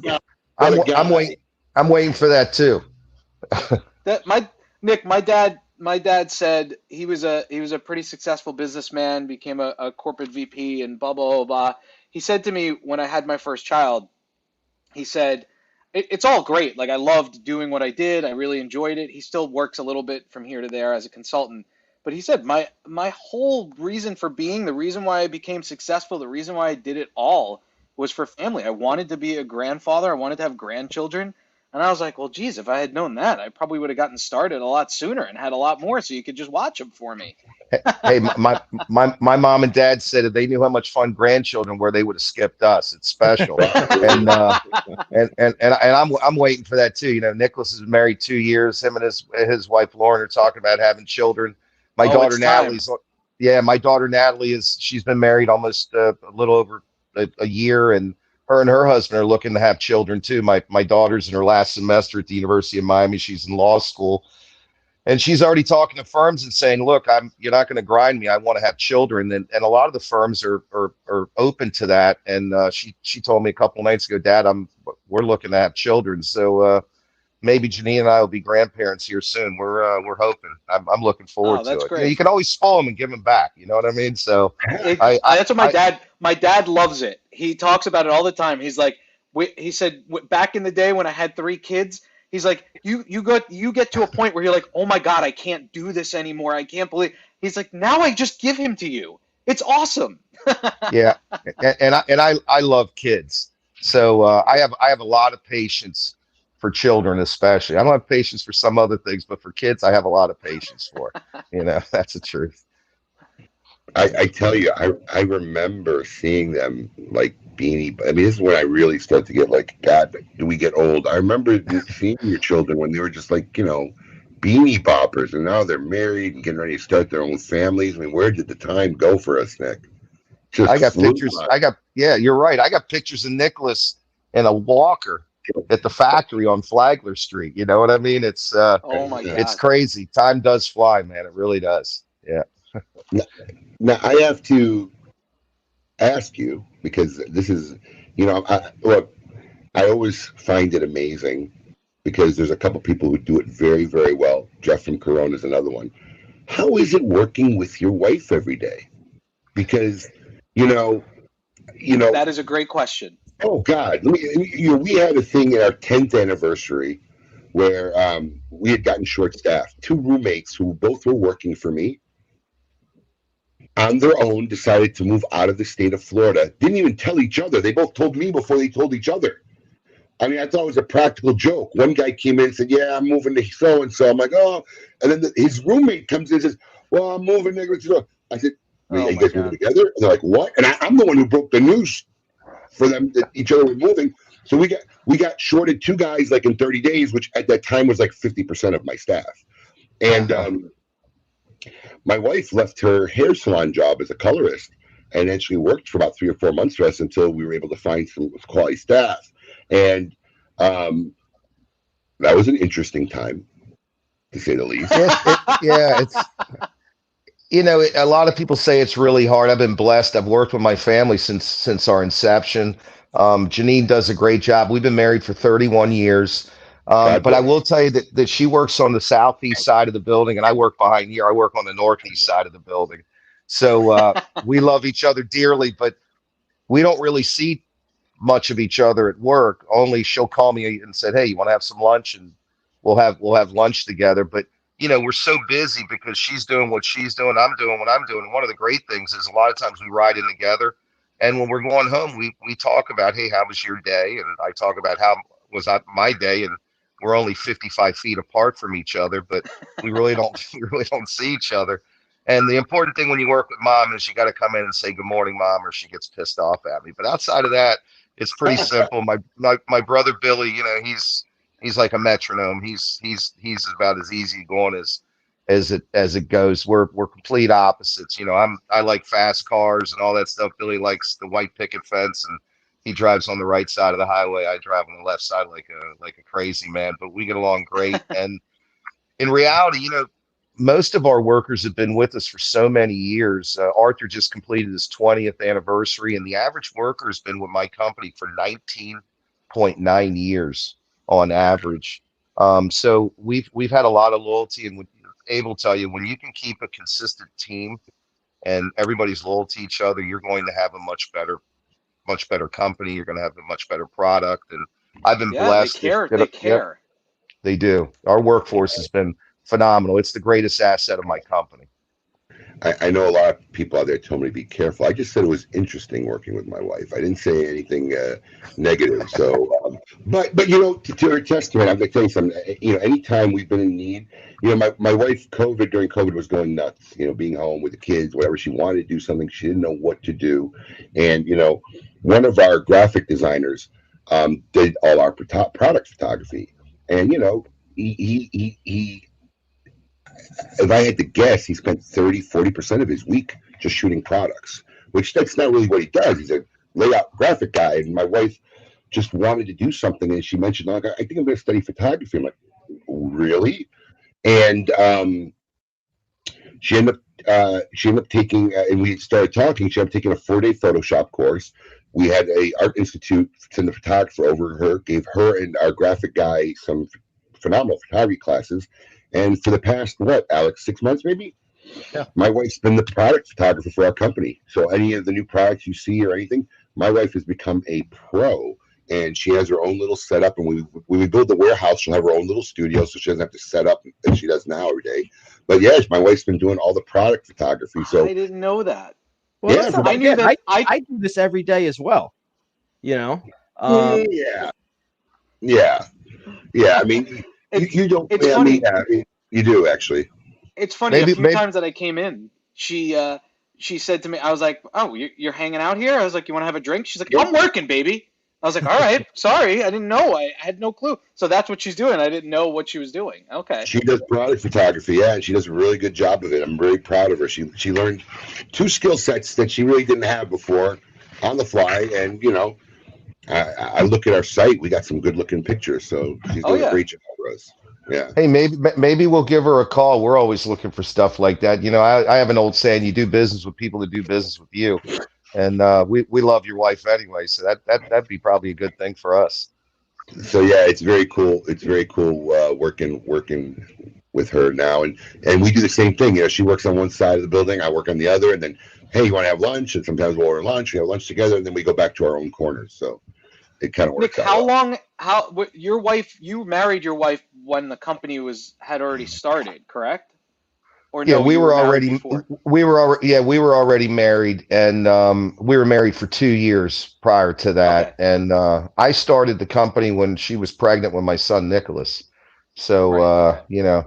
But yeah, she's been a total asset to the company as my mother and my brother, and my son has done a phenomenal job with the company also, and really our entire workforce. Arthur Kemper's my right-hand man, and like I said, he's been with me for 20 years, and he does a great job. He had a lot of retail experience prior to coming to the company, so he gets he gets it all, and he's also an outstanding salesman and just a great guy. He's the guy, kind of like, I call him John F. Kennedy in a good way, in the sense that it's not what can my company do for me. He always has the mindset of what can I do for my company. And as an owner of a company, you have to respect that so much. And I love the guy. And really, most of my workers are just line extensions of our family. And Abe will tell you, no matter how we come across, you fall in love with your employees because they're special. They have families. They have problems. You deal with them. You deal with death. You deal with all kinds of stuff. So it's not so easy being a business owner. I'm sure Abe can tell you the same exact thing. No, it's not. It's literally, you have an extended family of how many number of employees you have, and I think the guys who run their business as well, that's the mentality they have about that. And talking about Arthur, I've known Arthur now since I've met you. I mean, Arthur's a guy who's really worked his way up over the decades through the company. He just didn't come on and was vice president of operations. No, he was a phone guy, and I just saw something in him, and that's what we do as presidents of the company. We see certain people, and I got to a point where, Sonatrol would call me up at 10 o'clock at night. It wasn't him, and they'd say, there's a guy working on a desk station in the company, and I'd look at the camera, and it was him. And I remember one day I said, look, if you stay next to my hip, I'll teach you everything, and you're going to move up in this company. And today he's right there next to him, and he does just an incredible job for the company. I can always count on him. No, and I can't is never a word I've ever heard from his lips, and it makes it special. But I have a lot of great guys also on the team that are just fantastic. That's awesome. That's a really cool story. I did not know that. Yeah, that's a really cool story. Yeah, he was a phone operator. He worked for Keith Rumbo over at Club Humidor. He did a phenomenal job for them. And they couldn't begrudge him. He was trying to better his life. He had just gotten married, and he's done extremely well in the cigar industry, and he's just very passionate about it. And he's just like me. He really thinks about our consumers and our retailers daily, and it makes it special, and it's what we love in our industry and in our business. Yeah. By the way, Nick, before I forget, I know you're a big Alabama guy. Congratulations. Another big win. Thank you. Roll Tide. Yeah, that was a great win. I'm also a University of Miami fan too. I'm kind of split because my daughter went to Alabama, my son went to Miami. Now my daughter's at Miami in law school, so I have a love for both of them. And growing up here, I was always a Canes fan. Now the first game of the year, it's Alabama, Miami. It's like, it's a tough one because Alabama's been winning so much for so many years that you kind of gravitate to them. But I love both schools, and they're both wonderful institutions. So if your kids ever want to go to Alabama, just give me a call. You're not rooting for one team over the other? This is a tough one, Abe. I've been thinking about this a lot at night, so I'm just gonna let the time go. We'll figure out what we're gonna do there. You may give it away while you're watching the game. Oh. Maybe, yeah, maybe, yeah. So we got Coop on. Is Coop in the wings? Yeah, Coop is in the wings. Do we want to guess where he might be today? Coop, I'm gonna say the Hopefully library. wherever he was last week, because he sounded perfect. So let's just hope he was where he was last week. He's probably going to be where he was last week, which is the studio, his garage studio, I think it was. That's not where he was last week. Last week he was in the dining room. Was it the dining room? Yes. Well, it could be the library. Let's see. A lot of people are. Oh, great, Alan Rubin. Thank you. The other Alan Rubin said he's in the bathroom. Fake Alan Rubin. Ladies and gentlemen, let's see where Coop is. He is Coop. The Perdomo Studios. Where else? I mean, quite obviously, he'd be in the Perdomo Studios. This would have been an easy guess today. Yeah. Are we getting Coop in volume? Are you hearing him all right? Can you hear me okay? Oh, there you go. Yeah, I can hear him. Okay, I got a little more gain there. Yeah. Hey, good morning, everybody. Good morning, Nick. Good morning, Coop. How are you, my friend? Happy New Year. We haven't talked since the holidays, so Happy New Year. I know. Happy New Year to you, man. Yeah, it's great. Abe, can I start off with something interesting that I saw this morning? No, this is really good news. So, is it good why you're wearing a sports jacket, or no? It's freezing in here, actually. Okay. I had to turn. It takes a while for the heat to come on in here. So, Abe, you have those Facebook memories that come up, and this morning a memory came up for the old Bloggers Corner, and it was my first appearance on KMA. Was 9 years ago today. Wow. That's on the KMA Memories? It was on my Facebook page. It came up. Share it. Share it to KMA. I will. I'll definitely share it. Yeah, but it was 9 years ago today, and again thank you very much for the opportunity, because I was only a year and a half into doing this, and to get that opportunity to come on Bloggers Corner, it meant a lot, and thank you. I love I love the fact that we have been able to build relationships with these guys early in their career, whether it's Coop, whether it's Sensei, whether it's Brian Glenn, whether it's even Kevin Shahan now. I mean, and look at us 9-10 years later where we're at. Coop's a contributor to a show we have. I mean, I love that. That's what I love about this industry. So, and that was a funny segment, because early on, we always believed in what the media and the cigar bloggers were doing, right? And we just wanted to incorporate them in the show. So we'd have these different bloggers. There was no videos back then. It was just all audio. And oh my God, some of these guys couldn't talk over the audio. It was a catastrophic segment where we realized that of everybody we were dealing with, only 3 or 4 guys could actually do it. Some of them are just keyboard guys and not speakers. Some of them are good at typing and writing and not talking. So that segment didn't last too long as part of KMA Talk Radio. Yeah. No, I mean, I was nervous because I knew at the time you were struggling with it. You were already pretty. You were making those comments. I'm like, damn, I'm coming on here. I could be the next one in line to fall down. So, like I said, I'm very grateful. I don't take it for granted. And thank you very much for that. What's up? Good. What's the scoop, Coop? Well, okay, so we got some news this week. I think one story that I think was kind of interesting was the whole story out of General Cigar. And General Cigar announced they're forming a spin-off called Forge Cigar Company. They're moving several of their brands from the main General portfolio into this Forge Cigar Company portfolio. And they're forming their own sales force to now sell those brands, and with the intent of potentially distributing third-party brands right now. So that kind of was a story that kind of got a lot of headlines this week for sure. There was a lot of rumors on the street about this story, about buyouts, who was getting bought out. Yeah. They hired, I think they put an ad, they were looking for 20 people in the Fort Lauderdale area. I don't know if this is a move to long-term, I mean, I hope not, I mean, you just don't know, but to separate the premium cigar division from their mass market division and whatnot. I don't know if this is a move to try to build a more brick and mortar. I mean, it's a strange move. I mean, maybe even Nick has a better take on it. It's an odd move after 25 years in this industry. It's not sure exactly what's going on. Have you heard anything else, Coop, or anything about that move?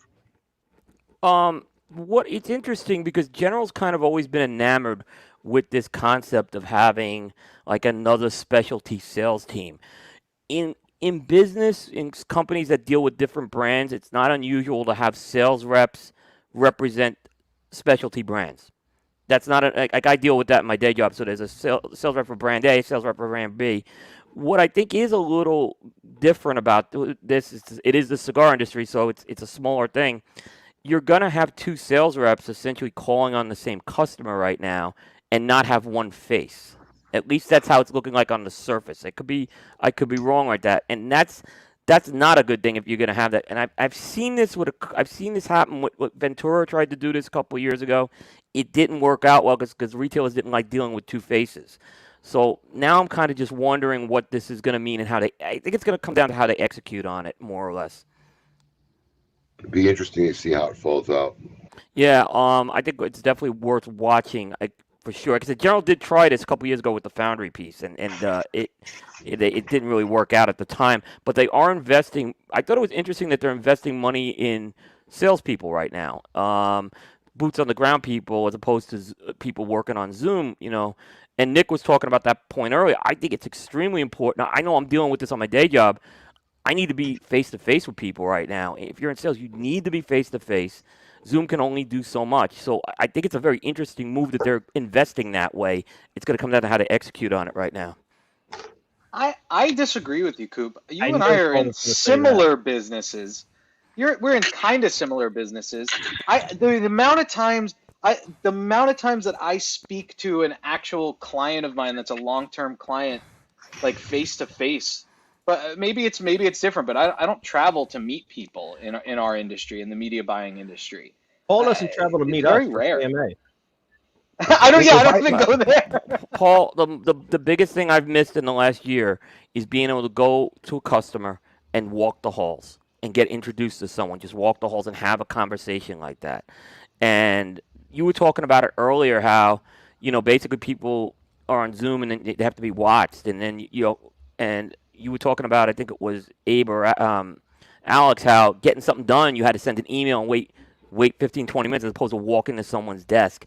Those little things, they just start to add up, is what I've seen.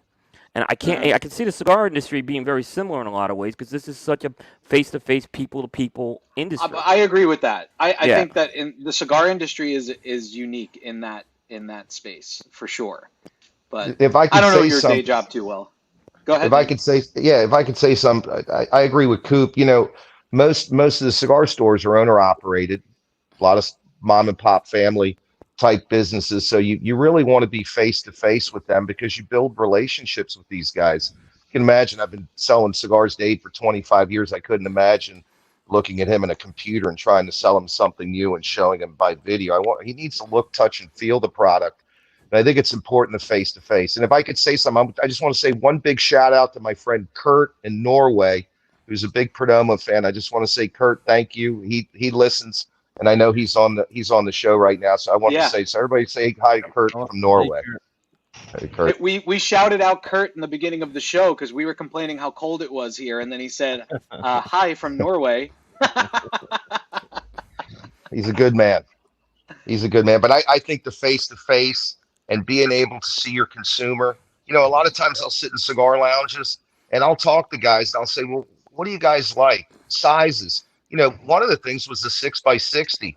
In 1999, I came out with a 6x60. That was the biggest cigar at the time. I had made a brand called Immensa. There were 70s in the mid 90s.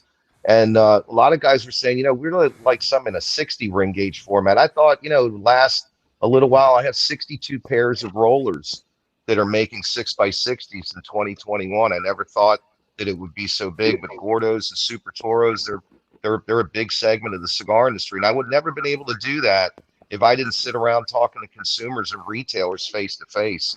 I think we're going to have a disconnect in the cigar industry if we keep chopping salesmen and trying to do things on Zoom. We're doing, someone said when people zig, Nick, you always zag. I don't know that to be totally true, but I just think the face-to-face is important. And I couldn't imagine not seeing you guys at the stores, or my brother Billy not seeing you at stores, or any of our salesmen for that matter, and doing it on a teleconference, unless you positively had to. I just think the face-to-face is so important.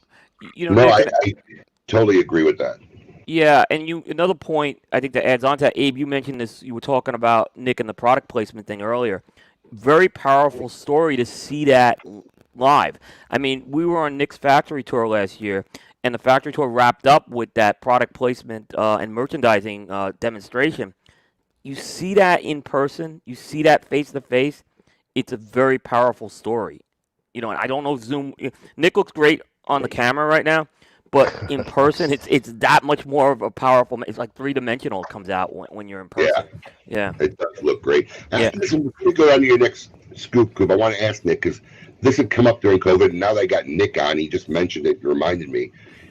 Is it true that you may have the only predicate brand of a cigar that's bigger than a 60 ring gauge? I do have it, and I'll let it be known. You guys will be the first on KMA. That brand will be coming out in May, because there's a segment of the market that's looking for cigars like that, and we're bringing back out the Perdomo Immenso, but it's going to be a box friendly where you can put it on the shelves, or you can put it with your bigger ring gauge cigars. We're going to have 3 sizes and 2 wrappers, a sun-grown and a Maduro. And we didn't water down this cigar because it's big. We blended it. It's an outstanding cigar for guys that are liking bigger cigars, and there is a segment for that. So you guys get the first scoop. That'll be our newest brand. We made the cigars in October and November of last year, and we're going to put them out in May. We have Rydeg in Holland who's doing the packaging. It's going to be a beautiful presentation. It's going to be a wonderful cigar. It's not a gag, and we're bringing them on because of face to face, I ask retailers, what do you need? And they ask for these types of cigars, and they keep asking for them. And if they ask, they shall receive. You got to give them what the consumer wants. So we'll have the new Immenso out in May.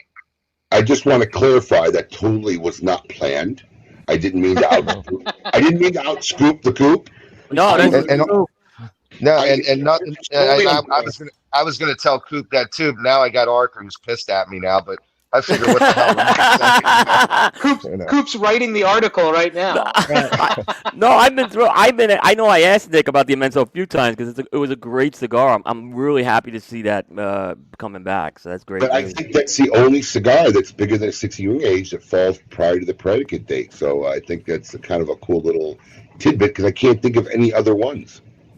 No, I started that in 1995.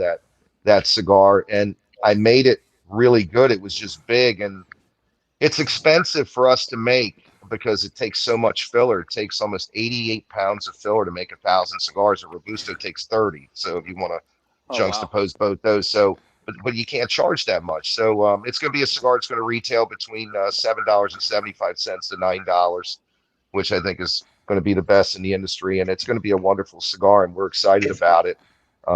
Consumers want it. If my memory serves me correct, wasn't part of the marketing or advertising this roller lady? Yeah. Hold on. Yes. Do you see this? Oh wow. That was actually used in the advertising. Yeah, that was a woman named Hilda who worked at the Partagas factory with my grandfather, and she would always, and believe it or not, she was actually good looking when she was younger. Age hasn't treated her well, but she would have these big cigars, and I used to have an ad, and it said, "I only allow my cigar rollers to smoke one cigar a day. I think they're taking advantage of me. Smoke Mensa." That was the ad. But we're going to change around. The packaging is going to be really beautiful. It's not going to be her on there, but it's really a good cigar.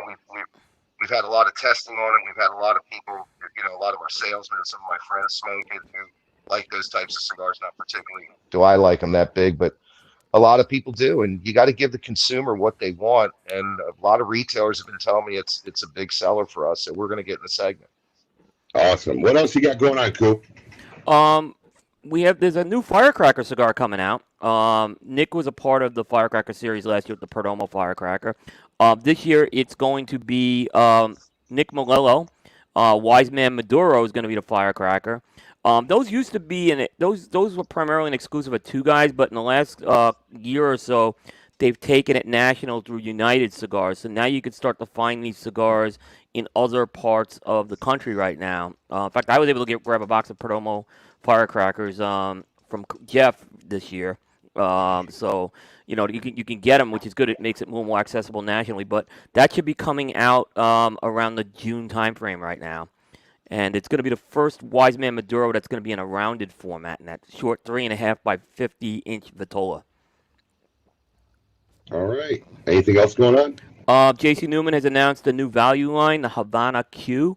It's going to kind of be a value-priced offering similar to the Quorums right now, which sell pretty good. Havana Seed Wrapper, that's starting to make its way out to stores right now. So that's going to be another bundle cigar? Another bundle cigar, yeah. I mean, interesting. I know the Quorum brand sells well for them. Just from when my son used to work retail, he used to move a lot of those. So it'll be interesting to see what Havana Q does. Quorum has always been a major selling bundle. I just why build a brand on a bundle? Why not just make it a Quorum, whatever the seed is or whatever? It's just I understand that too. I agree. Yeah. And in the other news, AJ Fernandez Cigars has announced an extension to their New World line. It's going to be a 7x55 double Corona size for their line. Okay, that's an interesting number. Yeah. Yeah, most of the cigars in that line are 55, except box press, except they do have a 60 as well. But all the other Vitolas are all 55 rings that they've done with that. All right, cool. Anything else you got going on? Is that something the week? That's pretty much it this week. So see what happens. We're getting into January right now. I'm sure there's gonna be a lot more news happening. We just had some news break here, so that's great news. And we'll see what goes forward. What do you got coming on in the show this week? Anything? We have a big guest this week. We have Honest Abe. It's going to be the. So He's setting himself up for that. You see that? Yeah. No, I'm real excited about this show because we're gonna have Abe on. We're gonna be doing what I call Great Smoke pregame, which we're really gonna get into the Great Smoke with Abe. I know he's talked a lot about this virtual event. I'm gonna try to kind of see what we could do. I think there's a lot more we could still talk about. There's a lot of history behind the Great Smoke. I've heard Abe do a lot of shows, but I think there's a lot of history with this event over the years that I've followed it. That I think it's gonna be a lot of fun to do that. I'm sure Abe will be getting into some industry talk on that show as well. So that will be Thursday night, and looking forward to that a lot. Yep, me too, pal. Always a pleasure. Always a pleasure to be on your show, buddy. Always. No, appreciate it as well. Thanks for coming on as well. Thanks for including us. I know you got a lot going on with this with the big event coming up next month. Crunch time, baby. Crunch time. We love it. I'm going to sit down. I may go to the shop and watch that. Dude, I'm putting you to work. I need to get out of this house. I'm going. Dude, I'm going crazy right now. I mean, I've been homebound a lot right now, and I need to get out too. It's Cooper, really your kids home or are they back at school? I have 2 living at home right now. One goes to school from here. So he's a freshman in college locally here. So they're all old. It's different. My kids are older and they do their own thing, So it's not like it's not like they're driving me crazy like you guys have the small kids, which is wonderful. I miss that, but this ain't bad either right now. I can't wait. Honestly, for the most part, our kids really kind of kept us entertained. They do variety shows. Very true. Very true. Yeah, I mean, they do their own comedy skits, their own variety shows. They play music. I mean, but not when they're 2 years old. I got a 2-year-old and a 10-month-old, so I gotta wait another year or so. I'm trying to teach them piano now. I'm trying to teach them to read music as they learn their alphabet, because I think that's going to help them become better musicians when they get older. Because the hardest part for me when I started learning to read music, I learned treble clef pretty easily, but learning bass clef, like I couldn't do the correlation and the transposing in my head. So I want them to learn as they learn their alphabet. Paul just lost all of us. You just lost all of us. Oh, sorry. Treble clef, bass clef. You just lost everybody, Paul. Everybody. Listen, in another year, Alex will be as tall as you. You won't have to worry about it. First of all, his name is Axel. Did I say Alex? Sorry. Yeah, My bad. it's also probably close. Coop, let's get our fight talk out of the way. Yep. I've been waiting for a couple weeks. Yep. So give it to me. Give me your 2020 fight of the year. All right. I kind of went with this one. I had to be sure. I went back, watched some of the tape. Zepeda Baranchek. I think has to be the fight of the year. I think Ring Magazine got it right. Okay. A little less popular of a fight. Yeah. It wasn't less, but it was a great fight. If you watch that fight, it was a great fight. But what was missing from that fight, and I think there's something with these fights that aren't in front of the big crowds. There's just something, I don't know if the production just doesn't capture it right or whatever. I had a tough time with this one for that reason. Yeah, you kind of lose that whole aspect of a fight and the atmosphere of a fight with these. It's almost like 2 guys fighting in a gym with that, just empty arena. It's not even an arena. A lot of these things are taking place in like halls and stuff. So that's true. My dad used to take me to the closed circuit fights in New York City for all the big fights. So you're in like a movie theater or a Paramount theater or something like that. And that had a lot of energy because you still, even though you weren't at the fight, people were all into it and everything. There's something about being in the audience. I was in the audience when Roberto Duran won the title from Davey Moore at Madison Square Garden. There's nothing like being at a fight, and then when that's captured on the TV, I think it kind of shows a lot. Yeah, so that's one thing I always said. Going to a fight live and watching it on TV, there, especially with like heavy guys, there's nothing to replicate the sound of that thud of a guy really getting hit when you're live. Yeah, I've never seen a fight live ever. Yeah. I mean, Alex, we have to at some point do a boxing live stream or something. I mean, I think we definitely, when there's a big fight, we're going to have to do this, I think. Okay, I need to say this now. All right, so it seems like these two have commandeered the end of our show every week to talk about boxing. Started their own segment.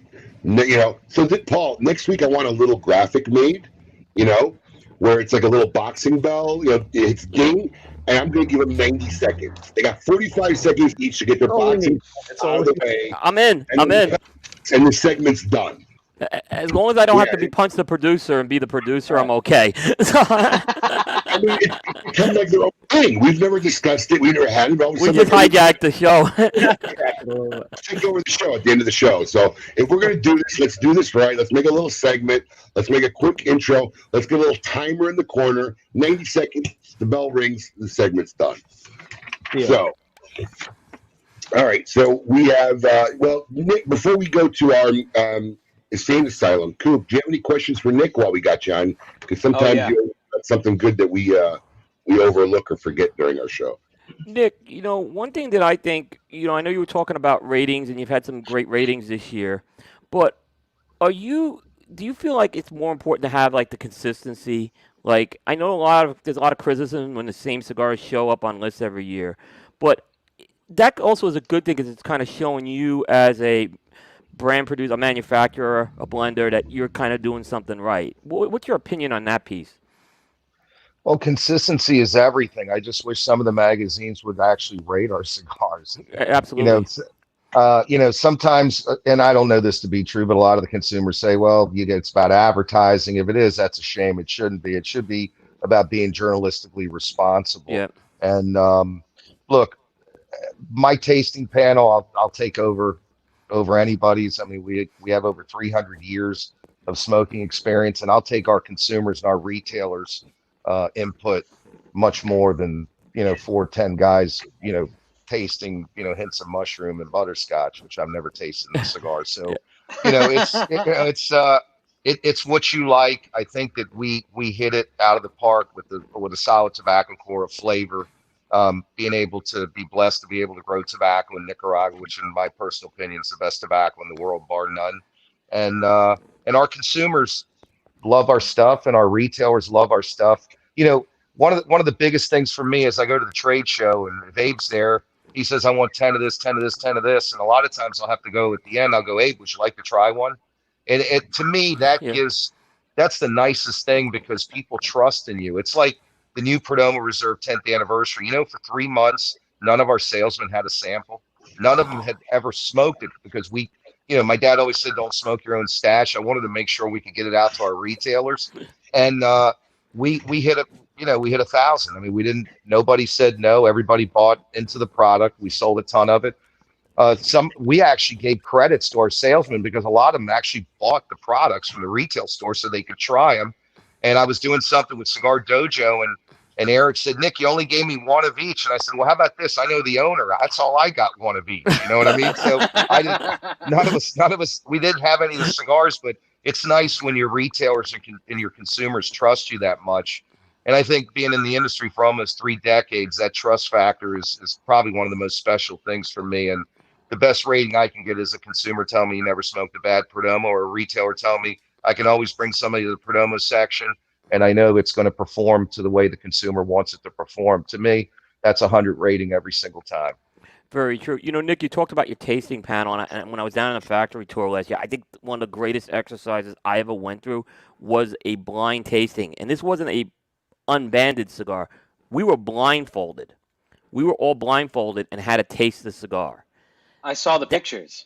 That is an unbelievable. If anyone has a chance to ever do that, you need 2 people to do it, because someone's got to help you light the cigar and stuff like that. But it is the most. I learned so much in that maybe half hour we were doing that on tasting. It changed so much with that, and it's a very valuable exercise if you ever get a chance to do it. Actually, a blind smoke.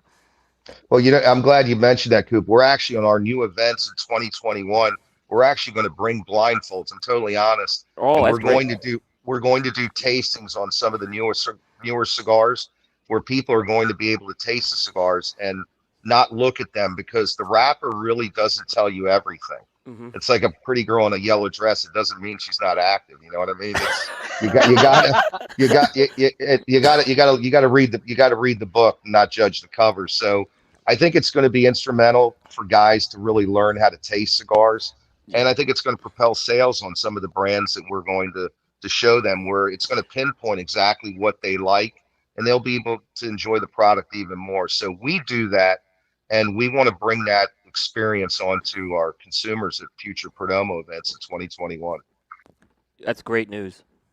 Awesome. Well, catch more information at Scoop at the Scoop with hyphen Coop. I forget what the hyphen is. I'm sorry. Cigar-Coop.com. Yeah. There you go. Cigar-Dupe.com. Sorry about that. Thanks, Abe. It's been a rough morning. So look, it's time to close out the show and see this week. And I have not read it. I've been very busy this week. I have no idea, so hopefully Paul pulled a good one. But it's time to find out who belongs at Cigar Insane Asylum. Welcome to the Cigar Asylum, Did you know I'm utterly insane?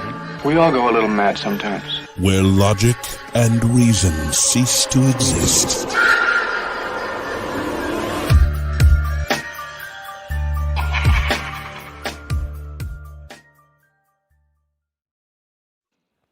All right, so this week, I do not believe that you could have fans and fanatics who will leave in the middle of a vacation, drive 13 hours, not even step out of their hotel room, get another hotel room, and come down and spend the weekend with you without somehow acknowledging this. So in the studio right now, get this camera over here. There they are. Hey, guys. That's insane. Yes, a little bit. So we have Michelle and Tom Pauser We are the down from Juneau, Alaska. And Michelle is going to be our guest reader for this week's Cigar Insane Asylum. So if you want to come over here, we're going to let you sit in my chair. Oh, I was going to ask if I sit in his lap. Yeah, no. Sit in my chair. I don't get to sit in his lap. Not yet. Okay, not yet. There you go. And you get to read the Cigar Insane Asylum. Okay. This week's inductee was just being creative, but it almost cost him his life. A 30-year-old man was rushed to the hospital by his family after exhibiting extreme confusion recently. In the course of trying to self-medicate his depression and opiate dependence, he came across research showing some benefit from using psychedelic drugs like mushrooms and LSD. Days before the ER visit, he had decided to use mushrooms by first boiling down into what he called mushroom tea, then filtering the mixture through a cotton swab and intravenously injecting it. Wow. I don't see the problem. Wow. Tom doesn't see the problem. Soon after, he developed symptoms including lethargy, jaundice, diarrhea, nausea, along with vomiting up blood. That's like a typical morning for Paul. Or after having Right? Yes. No, you would never get sick after having never mind. Disregard. By the time he was admitted to the hospital's intensive care unit, multiple organs had started to fail. Tests revealed that he had both a bacterial and fungal infection in his blood, likely meaning that the mushrooms he injected were now literally feeding off him and growing inside of him. Ooh. Can we pause for that? Yeah, that's pretty bad. That's kind of crazy. Now I see a problem with them. Now there's a problem. Tom sees the Sounded problem. fun, but nope. Among other treatments, he was given an intense course of antibiotics and antifungal drugs. It took 22 days in the hospital, including 8 in the ICU, but the man did eventually pull through. At the time his doctors had finished writing the case up, though, he was still being treated with long-term course of antimicrobials. Congratulations, Mushroom Man. You are this week's inductee to the Cigar Insane Asylum. Let's give it up. Awesome. That was, now? Yes, you can. that was one hell of a trip, I'm sure. Tom wants to sit on your lap, too. Come on. The Okay, chair's not can I that sit on big. your lap? Yes, sure. What is going on over there?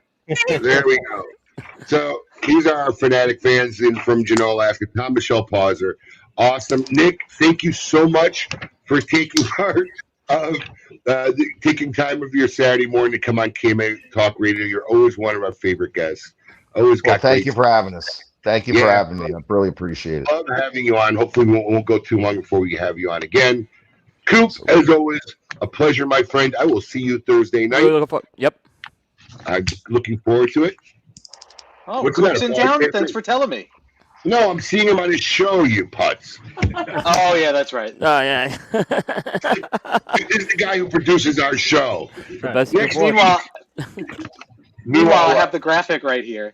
There you go.